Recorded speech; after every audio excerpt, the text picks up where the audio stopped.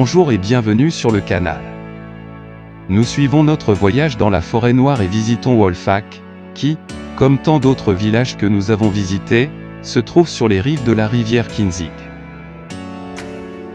En ce qui concerne le parking à Wolfach, vous n'aurez aucun problème, car il dispose d'un parking large et gratuit à côté de la gare, situé à seulement 300 mètres de la vieille ville.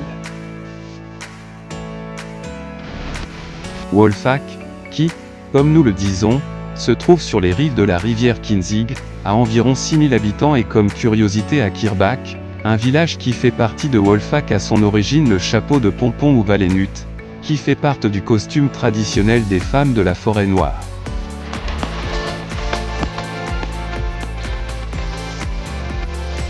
Nous accédons à la vieille ville de Wolfach par la porte du château, l'un des plus grands au sud de Baden, où, outre les tribunaux, différents bureaux administratifs et le commissariat de police, nous trouverons un musée dans lequel toute l'histoire de la localité est exposée.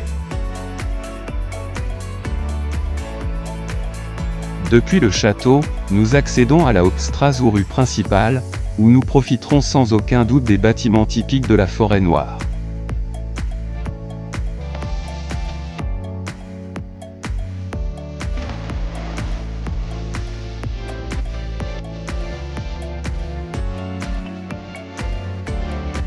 Parmi ceux-ci, il y a la mairie, reconstruite en 1895 dans le style néo-réaliste après un incendie, et dans lequel vous trouverez également le bureau de tourisme.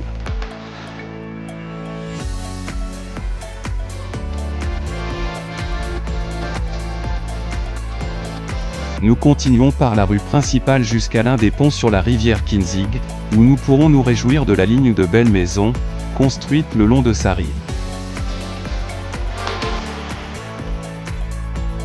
Très proche du pont de la ville, nous pouvons visiter l'église catholique de San Laurentius, construite au XIIIe siècle et plus tard agrandie au XIVe.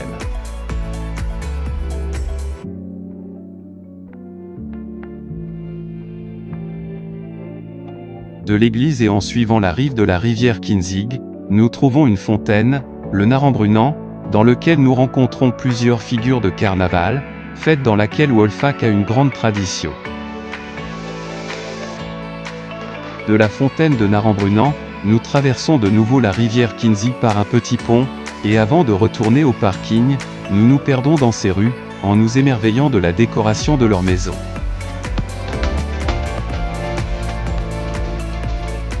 En suivant le cours de la rivière Kinzig, nous arrivons à notre prochaine destination, Janjanbach. En ce qui concerne le parking, il n'y aura pas de problème, car nous disposerons d'un parking large et gratuit près du cimetière, et qui nous permet de visiter la partie ancienne, en faisant une agréable promenade de moins de 400 mètres. Janjanbach, qui compte 12 000 habitants, a la beauté typique des villages du sud de l'Allemagne, et pour cela a été choisi comme fond de plusieurs films, comme par exemple Charlie et la fabrique de chocolat.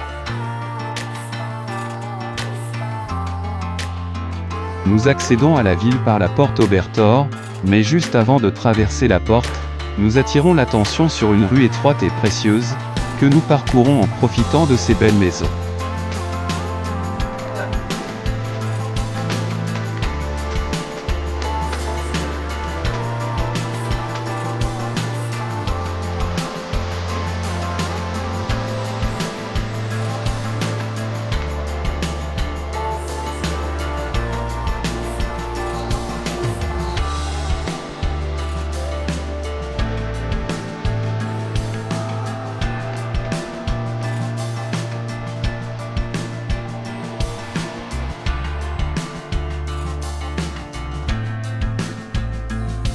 À la fin de cette rue, nous ne tournons pas vers la rue principale, mais nous profitons en parcourant une autre rue aussi belle que la précédente.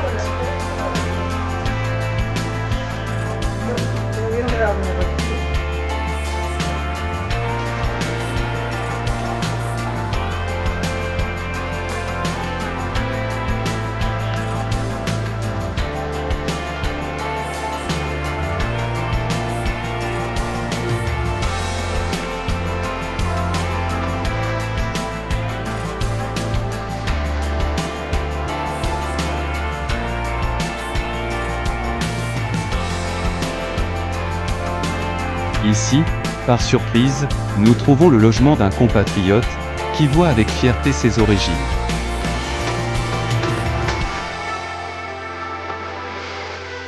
Maintenant, nous tournons vers la rue Victor Kretz, qui est la rue principale de Jean-Jean Bach, et dans laquelle se dresse au fond la tour Obertor, dont nous n'arrivons pas à traverser les portes. Dans cette rue, nous admirons, selon les guides touristiques, l'un des plus beaux villages d'Allemagne est devenu un plat de cinéma en plus d'une fois.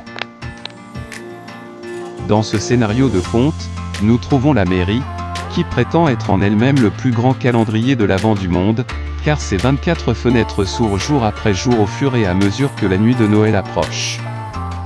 Quelque chose que nous avons laissé pour une prochaine visite de Noël.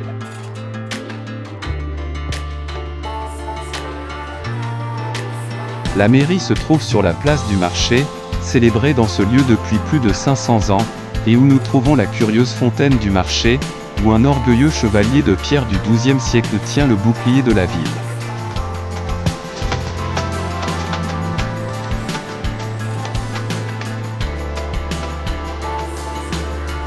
Depuis la place du marché, nous continuons notre visite de la Hauptstraße, la rue principale. Une étrange rue en forme de U, qui traverse la place du marché. Nous pourrons y voir, entre autres, le Nigelturm, qui abrite à l'intérieur le Narrenmuseum, qui traduit serait quelque chose comme le musée des imbéciles, et qui est dédié aux fêtes de carnaval, dans lesquelles Jean-Jean Bach a une grande tradition. À l'autre bout de la rue, nous trouvons la tour Kinzig, qui est l'entrée principale de la ville, et qui permet d'accéder à Jean-Jean Bach à travers un arc qui conserve son gratte-ciel Levin.